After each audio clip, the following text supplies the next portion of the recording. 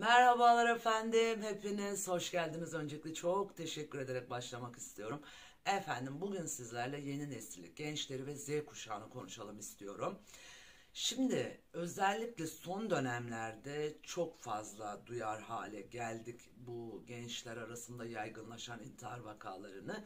Dolayısıyla benim aklıma hemen acaba yeni nesil yani Z kuşağı intihara meyilli mi? Çünkü özellikle görünen vakalar 19-24 yaş arası. Enes Kara bu örneklerden bir tanesi. Kamuoyuna çok yansıdığı için konuşuldu. Yalnız Enes Kara gibi çevremde yüzlerce genç bulabilirsiniz. Siz de duyuyorsunuzdur muhtemelen. Ben son dönemlerde çok sık duyar oldum. Falancanın kızı kendini astı, filancanın oğlu intihar etti gibi çok vaka duyar oldum. Dolayısıyla bugün bunu biraz konuşalım istiyorum. Yalnız öncesinde sözlerimin çarpıtılmaması, yanlış anlaşılmaması için önemli bir noktanın altını çizmek istiyorum. O da şu. Gençler arasında yaygınlaşan bu intihar vakalarının temel nedeni işte ekonomik faktörler, toplumsal baskı, aile baskısı, cemaat baskısı gibi faktörler değil. Temel neden bu değil. Bunlar yan etmenler, yan faktörler. Aslında temelde sorun başka bir şey, onu irdeleyeceğiz. Şimdi bunu söylememin sebebi şu, gerçeği görmenizi sağlamak. Çünkü cemaatler kötüdür, asalım, keselim zihniyetiyle bir kereden bir şey olmaz zihniyeti arasında çok bir fark yok temelde. Bu gerçeğin görmenizi engellemektir. Bilerek veya bilmeyerek, isteyerek veya istemeyerek gerçeği görmenizi engeller ve aslında sorunu çözmemizi engelleyen mekanizmadır ve bir şekilde de aynı amaca hizmet eder. Şu veya bu şekilde. Çünkü her iki görüşte yanlış, her iki görüşte hatalı. Bunun altını çizmeden geçmek istemiyorum. Yaklaşık 2009-2010 civarıydı yanlış hatırlamıyorsam o tarihlerde rehber öğretmeni bir arkadaşımla Eminönü'nde çay sohbeti yapıyoruz. Bu sohbet esnasında kendisine bir soru yönelttim. Dedim ki işte nasıl bir rehberlik eğitimi veriyorsunuz çocuklara, ailelere nasıl bir pedagojik destek veriyorsunuz gibi bir soru yöneltmiştim. Aldığım cevap çok enteresandı. İşte milli eğitim müfredatını uyguluyoruz. Bize ne müfredat verildiyse biz de onu uyguluyoruz. Velilere de onu anlatıyoruz. O şekilde ilerliyoruz demişti. Yalnız demişti işte geleneksel aile eğitiminin dışına çıkıyoruz. Fakat ileride hangi suç ve suç unsurlarıyla karşılaşacağımızı, nasıl bir nesille karşılaşacağımızı bilmiyoruz demişti. Bu önemli bir tespitti aslında.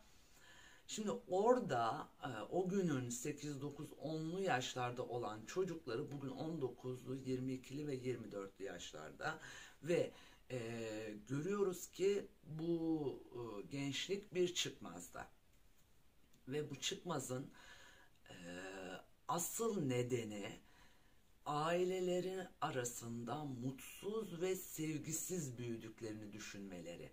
Temel sebep bu aslında.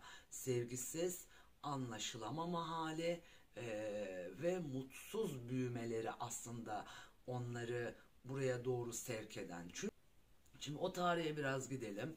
Neler öğretildi bize o tarihte? Yani ne verildi topluma? Çünkü bu çocuklar özellikle Z kuşağı dediğimiz kuşak ağırlıklı 80 ve 70 doğumluların çocukları. Bizim çocuklarımız aslında yani 80 kuşağının ve 70 kuşağının çocukları bunlar. O dönemde bize şu öğretildi: çocuklarınızla arkadaş olun, arkadaşlık yapın, arkadaş gibi diyalog kurun öğretildi. Bu öğreti topluma lanse edildi. İşte basın yoluyla, yayın yoluyla, hatta o dönemde makaleler yazıldı bununla ilgili ve bunun doğru bir tespit olduğu topluma empoze edildi. Yalnız bugün görüyoruz ki doğru bir tespit değilmiş efendim. Bu öğreti bize o kadar güzel empoze edildi ki biz de hemen aldık, kabul ettik. Hatta çok sevdik çocuklarımızla arkadaş olmayı. Yalnız önemli bir noktayı atladık. Çocuklarımızla arkadaş olmamız çocuklarımızı boşluğa düşürdü. Onlara arkadaştan ziyade anne baba lazımdı. Çocuğunuzla arkadaş olmanız demek çocuğun yaptığı yaramazlığa, işlediği küçük o suç unsuru etmenlere, birden fazla etmene anne babanın onay vermesi anlamına geliyordu bu. Halbuki çocukların hayır lafını duymaya da ihtiyaçları vardı. Orada anne babanın otokontrolünü duymaya ihtiyaçları vardı. Bu olmadı haliyle. Bu otokontrol mekanizması arkadaşa dönüştüğü için anne baba da işte çocuğunu bu yönde büyütmeye eğilimli olması sebebiyle ister istemez ne oldu? Baba çocuğuyla bilardo oynamaya gitti. Kahveye gitti. Anne ben yaşayamadım, kızım yaşasın dedi. Ben yapamadım, oğlum yapsın dedi baba. Dolayısıyla o boşluk başka bir şeyle dolmadı ister istemez.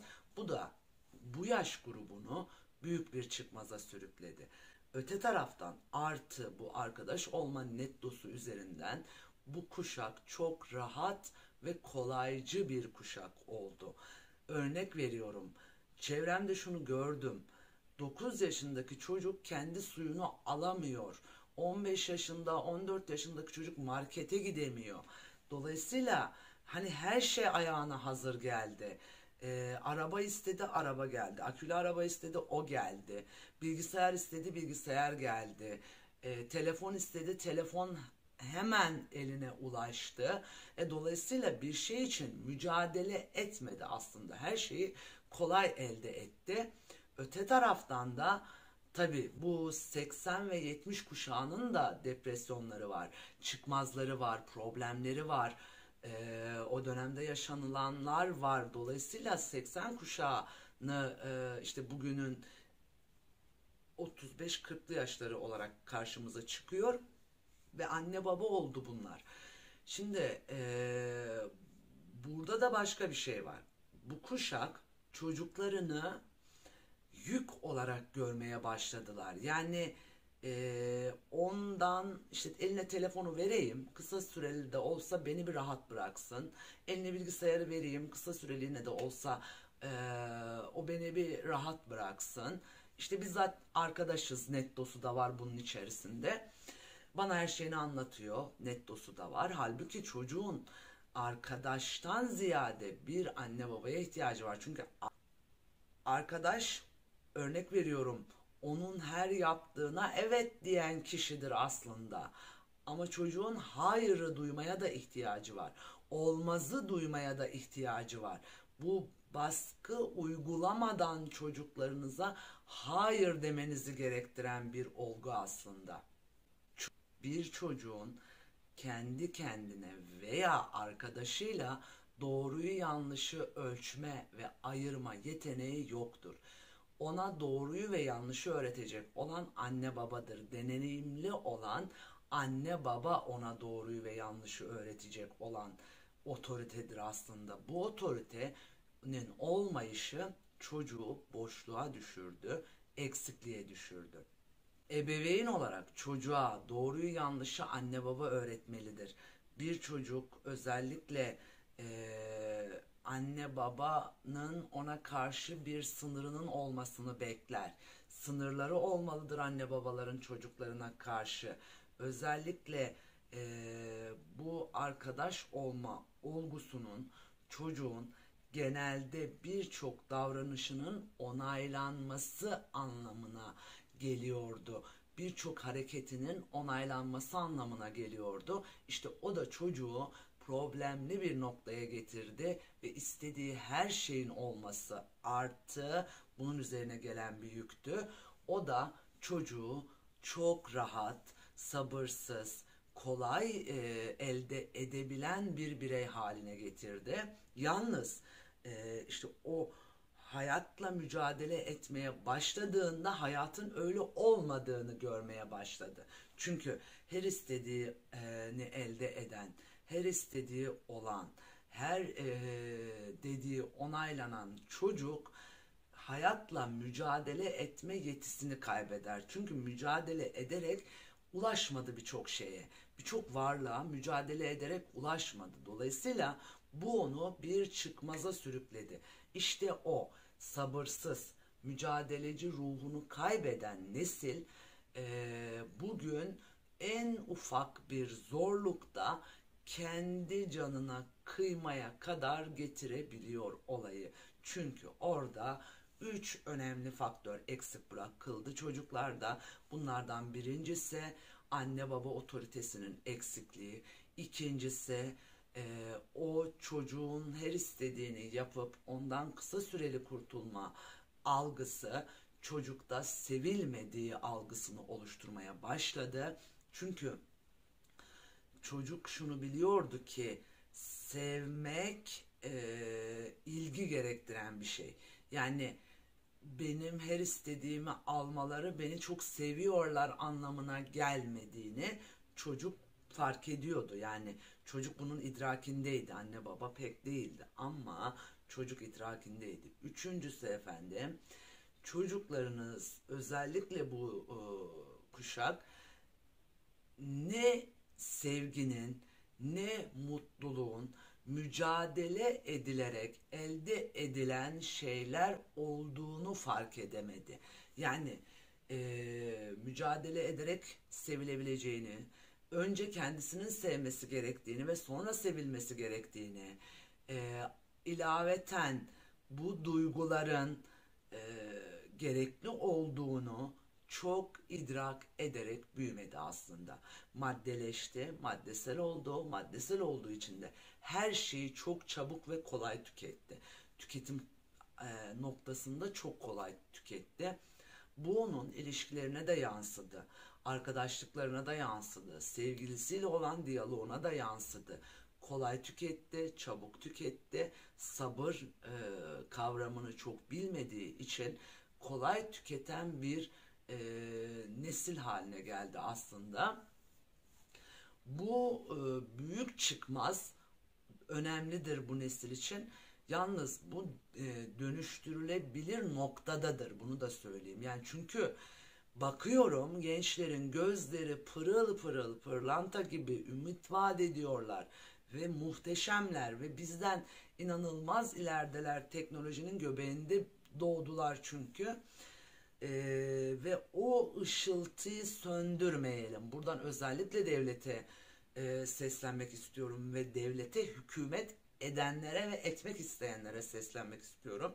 Şayet bu durum toparlanmaz ise biz salgın bir hastalık gibi çok fazla intihar vakasıyla karşılaşabiliriz. Yani bir pandemiye dönüşebilir bu. Bunun önlemi alınmalı ve alınmak zorunda efendim. Çünkü pırıl pırıl pırlanta gibi gençlerimizi kaybediyoruz. Avrupa genç nüfusu olmadığı için şikayetçi. Biz elimizdekileri kaybediyoruz. Kayıp gidiyor çocuklar elimizden.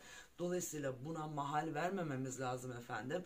Bunu özellikle belirtmek istiyorum ve özellikle rica ediyorum. Burada önemli bir faktörün de altını çizmeden geçmek istemiyorum. Özellikle ailelere seslenmek istiyorum. Çocuklarınızla anne baba olarak o doğrultuda doğru iletişim kurmaya çalışın. Özellikle kimlerle oyun oynadıklarına, kimlerle telefonda konuştuklarına, bunlara özellikle dikkat edin. Doğruyu yanlışı baskı uygulamadan hayır demeyi öğreterek işe başlayın aslında. O baskı bugünkü kuşakta çok ters de tezahür edebilir. Yalnız çocukların dediğim gibi hayır duymaya da ihtiyaçları var. Yasak koymadan hayır demeyi öğrenmemiz lazım bizim çocuklara. Özellikle onlarla o minvalde iletişim kurmaya çalışın. Çünkü onlar bizden ilerideler dediğim gibi. Evet, hayırı bilmek zorundalar. Yalnız baskı çok daha farklı tezahür eder. Çok daha sorunlu bir noktaya getirebilir. İşte o dengeyi ayarlamamız lazım. Yani orta bir yol bulmamız lazım. Bu orta yol da özellikle işte arkadaş olmak da çok uç bir nokta. aşırı baskı uygulamak da çok uç bir nokta. Bu ikisinin arasını dengelemek ve o dengeyi yakalamak zorundayız. Peki bunu nasıl yapacağız diye sorarsanız, dediğim gibi anne baba olarak onlarla doğru zeminde iletişim kurmaya çalışın. Baskı uygulamadan hayırı öğretin aslında ve her şeyin bir alternatifi olduğunu, mücadele ederek bir şeyleri elde etmesi gerektiğini ona bir şekilde anlatmamız gerekiyor efendim. Özellikle de kiminle konuştuğu, kimle oyun oynadığı, çünkü bu kuşak çok fazla hani oyun kuşağı, oyunla çok haşır neşirler. Ve bu oyunlar da karşılıklı oynanan oyunlar, yani bazen Messenger üzerinden, bazen telefonla iletişim kurarak oyun oynuyorlar karşı tarafla. Dolayısıyla hani orada kimle iletişim kuruyor? Bu önemli bir faktör. İşte o faktörleri değerlendirip ona göre bir zemin, ona göre bir yol izlememiz gerekiyor efendim.